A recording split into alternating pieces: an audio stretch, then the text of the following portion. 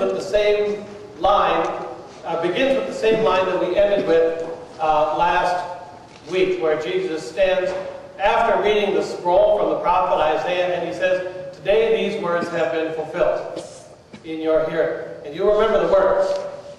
We had Karen reprint them again on the front of your bulletin. "The Spirit of the Lord is upon me, because he has anointed me to preach good news to the poor, recovery of sight to the blind, to let the oppressed go free, to declare the year of the Lord's favor, the year of Jubilee." Those were the words that Jesus said, "Today these words have been fulfilled." And then he went on to say why the people in the room probably would not listen to what he was just saying. Because they were Jews. Because, not that there's something wrong with being Jews, but because they were the chosen already. Because they were accustomed to seeing Jesus around. They even knew who his parents were, Joseph and Mary.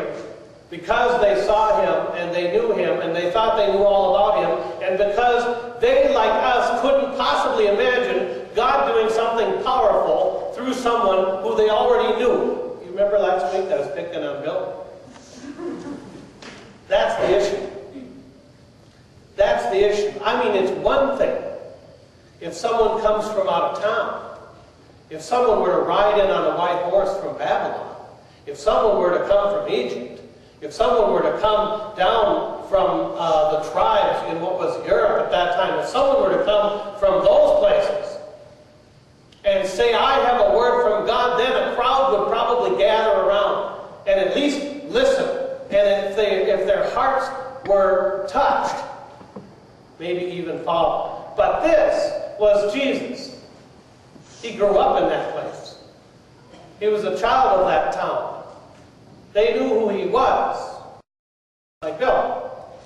He grew up in his church. But I think today, Bill might be willing to do what I suggested we all should do last week. Finish this sentence. "The Spirit of the Lord is upon me, because he has anointed me to" what? To do this thing.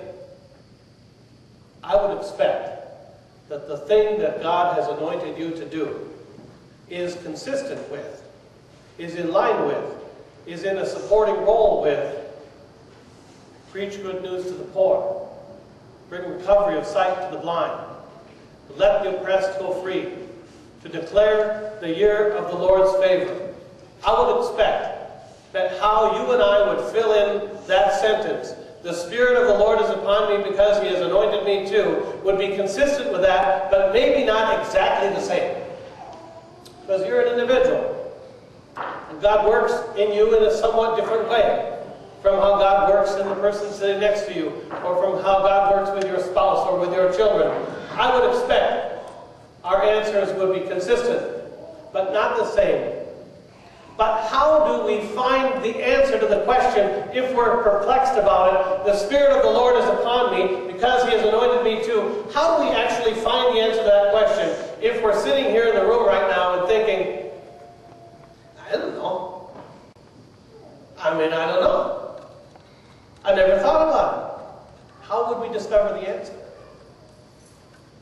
This last few months, Pete Marincel and I have been working with a group, a launch team for Spirit of Truth, and one of the benefits to me in that work has been that it's forced me to think about very, very basic things. Very basic things about faith, and what is it I actually believe, and what is it I actually think it might take for someone else to believe. What is it that I think it would actually take for someone else to be on a path towards transformation, a path towards building community, a path towards wholeness, a path towards justice? What would it actually take for someone else to be on that path? And I think I know. And now you're thinking, gee, he's just like Bill. He's just like Bill. He thinks he knows. I think I know. I think it has something to do with discovering truth gospel freedom, true freedom. True freedom to get out from underneath the things that bind us, the things that hold us back, the things that make us shy, the things that make us scared, the things that make us quiet, to get out from under all of the things that bind us so that we could even begin to imagine ourselves listening to the call of God on our lives. True freedom. I think it's what Jesus was talking about. I know it's what he was expressing that day. Jesus was a perfectly free individual. Now, I'm not saying someone who had no doubts. If you've read the story of the Garden of Gethsemane, you know that's not true. I'm not saying someone who had no fears. I'm not saying someone who didn't experience the same kinds of problems we experience in our lives. But someone who was free enough to have the clarity to be able to say, the Spirit of the Lord is upon me because he has anointed me to do this thing. What does it take to get that kind of freedom? To get out from underneath the things that are holding us back. That's the first thing. The second one is related to it. It has to do with what I've been calling deep hospitality. Now, I know a lot of times we think of hospitality as providing coffee and cookies, or as maybe being welcoming. And those are acts of hospitality. They're important. They're the grease that keeps human community moving along. Those are important acts of hospitality, but it's not what I'm referring to exactly when I'm talking about deep hospitality. What I'm talking about when I say deep hospitality is learning the skill and being able to listen to who someone actually is, to who they really are, not how they feel about the Vikings loss last week, but who they really are. What are their hopes? What are their dreams? What are their fears? What are their trepidations? To listen to who they really are. And the ability to take the risk of sharing with another person who we really are. That's what I mean when I say true hospitality. And it's related, deep hospitality, and it's related to true freedom, because I don't think that we ever can experience that level of freedom that Jesus is calling us to, and that what I think is our destiny. I don't think we can ever experience that level of freedom without someone else's help, without community, without being known, and without knowing someone. Have you seen this movie, Avatar? Anybody see that movie? Avatar? Yes? Do you like it? Not so many people. You know, I asked a group of pastors last week, 60 pastors who saw that. I think every one of them raised their hand. So you guys got to go see more movies. Well, it's a long one, but you get a nice pair of 3D glasses when you go and see that movie.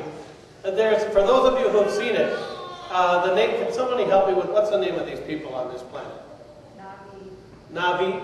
Yeah, the Na'vi people, right. The Na'vi people have a way of greeting one another that I found pretty special. These Na'vi people, 10-foot high people, they greet one another, not everybody, but they greet those who they are in relationship with. They put their hands on their shoulders and they say, "I see you." And then the response is, "I see you." Isn't that interesting? You walk by people all day long, right? You walk by people all day long, you work with people. How many of them do you see? I mean, how many of them do you see? Who is really there? What has God created there? What is the presence of God in those people? Similarly, this is not from a movie, but from